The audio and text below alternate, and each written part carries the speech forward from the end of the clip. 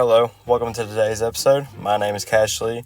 Today I'll be speaking to you about the conservation of wild turkey populations.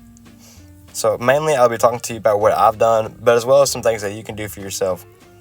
So as many may not know, the comeback of wild turkeys has been one of the modern wildlife conservation's great successes. This is due to the 1900s, during the times when seasons weren't as regulated and hunters and predators were out of control. So hunters were killing as many turkeys as they'd like during a time, and it wasn't regulated. And not as many people were hunting these predators that were harming the wildlife turkey populations. To fix that, the National Wildlife Fishing Federation had to help out by setting dates, regulations, and even hunting off those predators that were messing with the wildlife turkey populations. This brought the wildlife populations back up to a great number compared to an abnormally low number which they were at. But now, over the last several years, we've been at a steep decline of the wildlife turkey populations.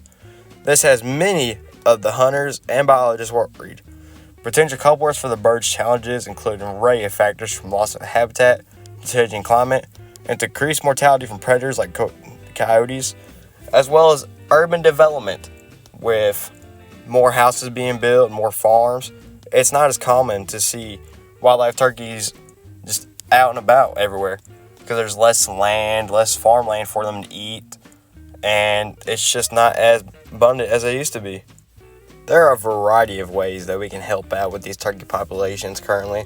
Starting off simple, something that I did was get in contact with the Fish and Wildlife Conservation Officer. This is for the local Kentucky region as well for my Lee County region.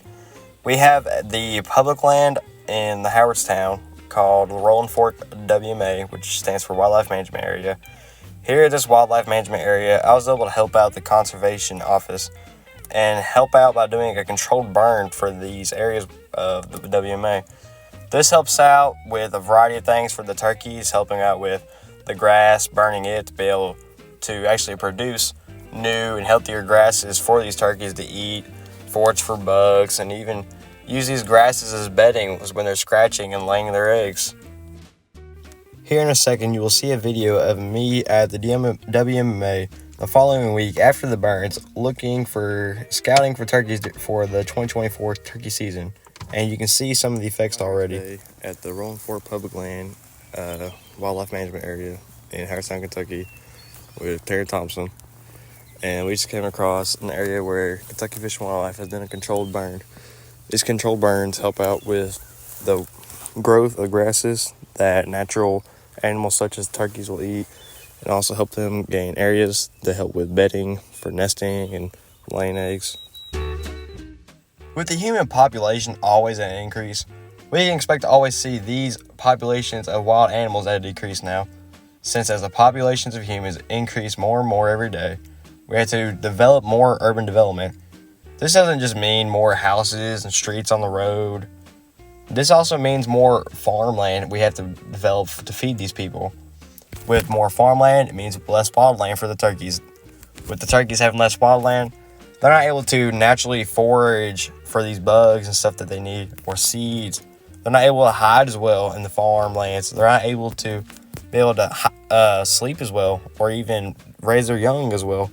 This is another reason for these populations being at decline in the eastern region real bad, since the eastern region of the United States is seeing such an increase in population. Now, something that also adds a factor for these wildlife turkey populations is to be at decline is the lost cause of trapping. Many of these animals we used to trap, such as bobcats, coons, possums, coyotes, are main predators of these wildlife turkeys, as well as gray horned owls, which aren't really an animal that you can traditionally trap, but they're also a natural predator of the wild turkey. And with these traditions being lost throughout generation after generation, you're going to see more of these populations in increase. And with that increasing, they're going to be out for more turkeys. Everything in the wood wants to eat a turkey. A turkey's good. They want to eat it, and that's going to cause it, as those populations increase from the consumption of more and more turkeys and breeding, there's going to be less and less of these turkeys for them to eat, as well as for all of the nature to share. In an interview I had online with Mr. Ryan Taylor, a public land wildlife biologist, he mentioned about how humans are at fault to blame with urban development as well, and how even with the agriculture field, as I mentioned before, the prices of corn and soybean, with them having to have more production to produce this because of the prices being so low, it causes us to even have less land of these grasslands that the turkeys are going to need to produce and be able to nest. So something that he mentioned being able to do was stressing on being able to preserve the soil in these areas and help with the water conservation with it. That can help out the grasses that are going to be needed for the lands that the turkeys are going to need, as well as anybody with private land, if they're able to be able to like plant shallow fields that these turkeys can strut around in and be safe in, instead of these wide open fields you can see for miles and miles. These predators can see the same thing that we can, so what's stopping them? So what are some things we can do as humans to help out these turkey populations?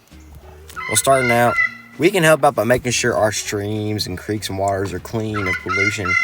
These turkeys, as well as other many wild animals, need these to help make sure that they're drinking healthy water, and having a good amount of this water can help them stay healthy.